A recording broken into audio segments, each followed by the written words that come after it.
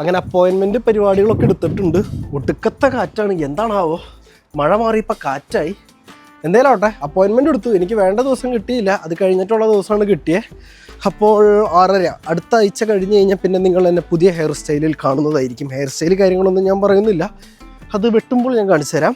അപ്പോൾ ആ പരിപാടി കഴിഞ്ഞു. ഇനി നമ്മുടെ ഇന്നത്തെ പരിപാടി എന്ന് പറയുന്നത് അടുത്ത ഇന്ത്യൻ ഷോപ്പിലേക്ക് പോക്കാണ്.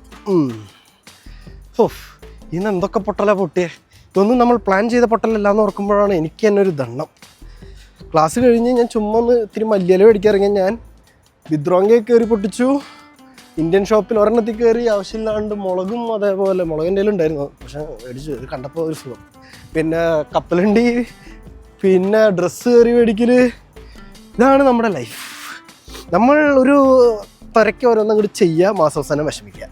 അപ്പോൾ അത്തരം കാര്യങ്ങളായി. ഇനി ഇവിടുത്തെ ഇന്ത്യൻ ഷോപ്പിൽ പോയിട്ട് വേറെ ഇന്ത്യൻ ഷോപ്പിൽ പോയിട്ട് മല്ലിയിലയും കൂടി മേടിച്ചു കഴിഞ്ഞാൽ നമ്മുടെ പരിപാടികൾ കലാസ്. അപ്പോൾ പോയിട്ട് ബാക്കി കാര്യങ്ങൾ.